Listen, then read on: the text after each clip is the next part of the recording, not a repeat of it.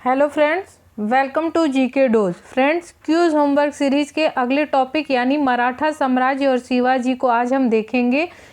इस टॉपिक को हमने पिछले वीडियो में विस्तार से देखा है, तो इस टॉपिक से जितने भी इम्पोर्टेंट एमसीक्यूज है उसको इस वीडियो में हम कवर करेंगे। तो चलिए फ्रेंड्स, हमारा टॉपिक है भारत में मराठा साम्राज्य और उसकी उत्पत्ति। इसको हमने पिछले वीडियो में विस्तार से पढ़ लिया है और उससे रिलेटेड हम एमसीक्यूज देखेंगे। तो फ्रेंड्स, इस एमसीक्यूज को बनाने से पहले आप हमारे पिछले वीडियो को ज़रूर देखिएगा, फिर इस एमसीक्यूज को बनाइएगा। फ्रेंड्स, शुरू करते हैं एमसीक्यूज डिस्कशन। हमारा पहला प्रश्न है, मराठा साम्राज्य का संस्थापक कौन था? फ्रेंड्स, इसका आंसर होगा शिवाजी। एक्सप्लेनेशन देखते हैं। शिवाजी का जन्म 6 अप्रैल 1627 ईस्वी को सिवनेर दुर्ग में हुआ था। तो फ्रेंड्स, ये भी आपको क्वेश्चन पूछता है कि शिवाजी का जन्म किस किले में हुआ था, तो इसका आंसर होगा सिवनेर दुर्ग।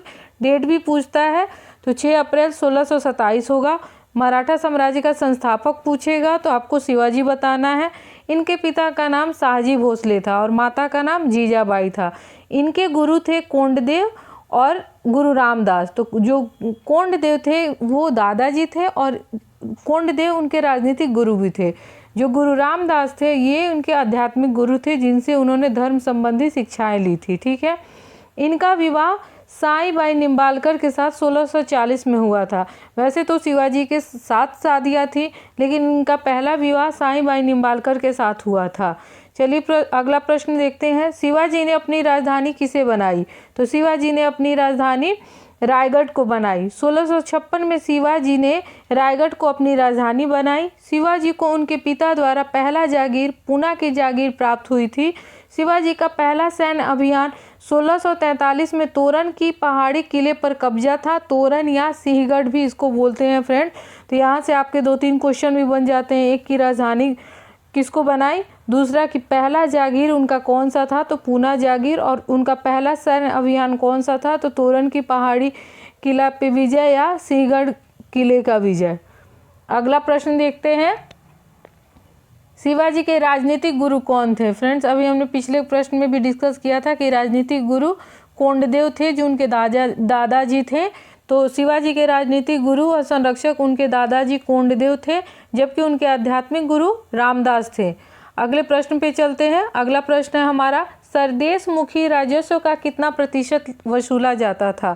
फ्रेंड्स, हमने पिछले वीडियो में डिस्कस किया था कि सरदेश मुखी और चौथ, ये दो वो शिवाजी द्वारा कर लिया जाता था, 2 टाइप का। तो उसको हमने उसमें डिटेल में पढ़ा है। अभी मैं बता देती हूँ कि सरदेश मुखी राजस्व का कितना प्रतिशत लिया जाता था। तो ये 10% लिया जाता था। अब सरदेश मुखी के बारे में हम डिटेल में देख लेते हैं। सरदेश मुखी राजस्व का 1/10% भाग वसूला जाता था। ये कर ऐसे क्षेत्र से वसूला जाता था जहाँ शिवाजी का प्रत्यक्ष नियंत्रण होता था।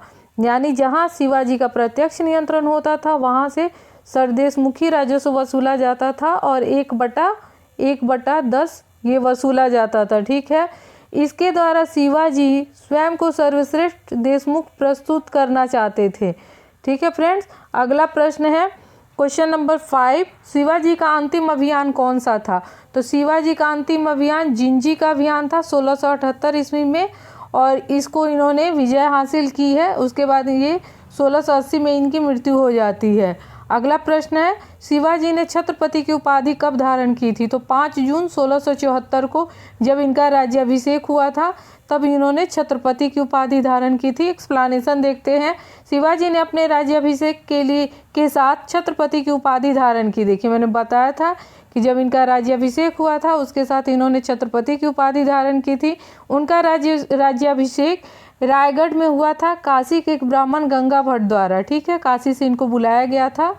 अगला प्रश्न है फ्रेंड, क्वेश्चन नंबर 7, शिवाजी मुगलों को कैद से भागने के समय कहाँ कैद थे? ये भी पूछा जाता है और पूछा हुआ क्वेश्चन है। तो ये जयपुर में कैद थे। जब 1666 में औरंगजेब ने शिवाजी को बंदी बना लिया था, ये 1666 में ही मिलने गए थे औरंगजेब से, और किसी कारण से उनके बीच में आपसी मतभेद हुआ, बहस हुआ, जिसके बाद औरंगजेब ने 1666 में ही शिवाजी को बंदी बना लिया और उन्हें जयपुर के किले में कैद रखा। ठीक है फ्रेंड्स। अगले प्रश्न की तरफ चलते हैं। अगला प्रश्न है क्वेश्चन नंबर 8, पुरंदर की संधि कब और किन के बीच हुई? पुरंदर की संधि VVI। ओके फ्रेंड्स, ये VVI है। तो ये 22 जून 1665 ईस्वी में शिवाजी और राजा जय सिंह के बीच हुई थी। ठीक है, अब चलते हैं अगले प्रश्न की तरफ। शिवाजी ने सूरत को कब कब लूटा? ठीक है, कब कब लूटा मतलब शिवाजी ने सूरत को 2 बार लूटा था।